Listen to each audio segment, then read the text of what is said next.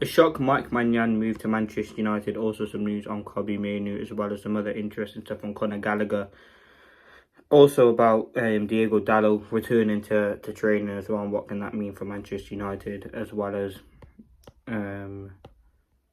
yeah, something on Xerxes as well, and San Lomans as well. So Manchester United recently dealt with Mainoo's representatives when they were in talks with Brian Mbeumo. He's out of contract next year. Now, obviously, this has come from Samuel Luckhurst, who obviously has made the switch from the Manchester Evening News to the Sun, so I think sources have probably changed. But again, listen, he's still probably well sourced, and he has said that now. Mainoo, again, he's out of contract next summer, as I said at the start. He's certainly a very, very good goalkeeper. I think you look at what Manchester United have had in Binder and Onana. Again, we still need improvement. And yes, we've got Lomans, but again, not the concern, but kind of there is an issue with, can he become that number one that Manchester United all hope? I think the expectation and the potential is there. If you look at some of the stats and some of the performances he has put in for Antwerp, the potential is there, but he isn't finished. He's nowhere near the finished article.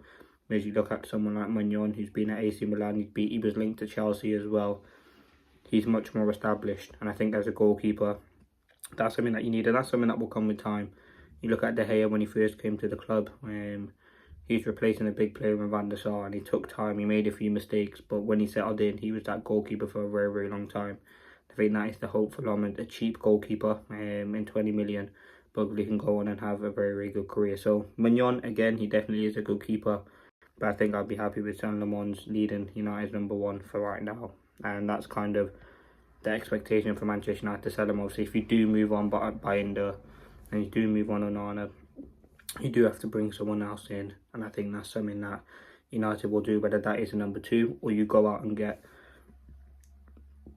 an established number one like Mainoo. It will be something very interesting. Now, the next thing, the summer links with Manchester United is probably having an impact on Balaba's performances, because the player wanted to go to United. Now we'll keep a close eye on Balaba's situation. He is appreciated by the management and the recruitment team, and he's very, very, very much appreciated by Ruben Amorim. Now again, obviously Fabian Herzl has kind of admitted that the United rumours are having an impact on his performance, which naturally they are. I think as a player who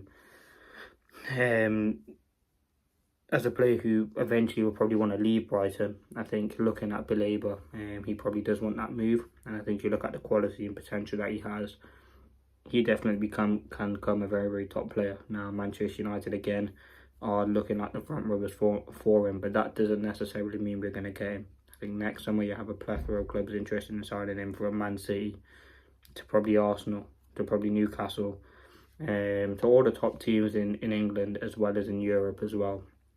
And yes, listen, naturally, as I said, the rumours will have an effect on him, but I still think he's a top player. I think he can become a top player. He's only 21 years old, and yeah, I think eventually, I think next summer he will definitely leave Brighton. I think we know that. Which club he ends up with, we don't know. Obviously, the hope is it would be Manchester United. I think we do next summer. The expectation as well is Casemiro will leave, and you bring in a dynamic midfielder in Baleba who can complement either Bruno Fernandes or Mainoo in that midfield too. And I think you look at the price and the quality, I think he's certainly a very good player. Now, in terms of Diego Dallo, again, he returned to full training with the squad at Carrington today. Manchester United keeping an eye on Mainoo. This is from Alex Crook as well. Ruben Amorim still wants an experienced goalkeeper.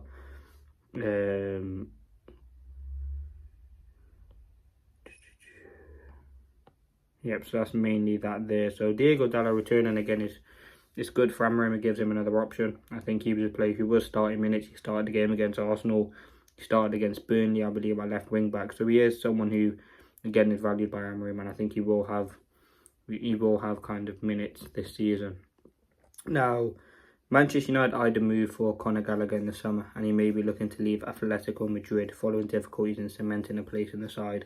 United see Gallagher as an important player, but could be available if a bid in the region of £52 million is tabled. Obviously, Palace and Tottenham are also named. So he does have interest. As I said, he's a very energetic midfielder, and again, he's a good quality midfielder, energetic, can score goals, and he had that great season on loan at Palace, went back to Chelsea, was alright. I think with Gallagher, is he the sort of midfielder that we need? Probably not.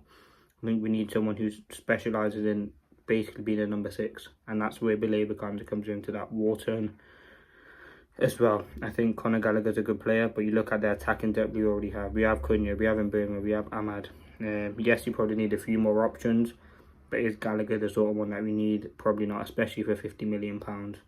Now, the last thing, Mainoo is determined to win his starting role back at United this season. He's working hard at Carrington and doing everything he can to impress Amorim.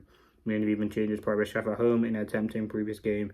He also worked with a private coach during the September international break. So he's someone who, again, personally wants to do well. I think at Manchester United, especially with us playing the midfield, in which we do with only 2 players in there, it's going to be very difficult for him to get in there when you have Bruno Fernandes as one of the core players, and he's ultimately competing with him. I think Bruno has only missed, I would say, less than 10 games due to injury with Manchester United, so he's someone who is more or less very, very reliable. And again, he's someone who plays every minute of every game. Now, again, for the competition to be kind of there, in which Amorim said there is, they have to rotate minutes. If that's not like he did against Chelsea, bringing Mainoo on for the last 5 minutes, you have to give him time.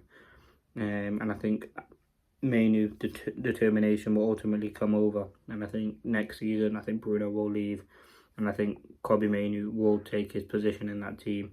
Bearing in mind if Ruben Amorim is still the manager. Now, you look at Mainoo, I think he is someone who can fit into that number 6 position or the number 8 position very, very well.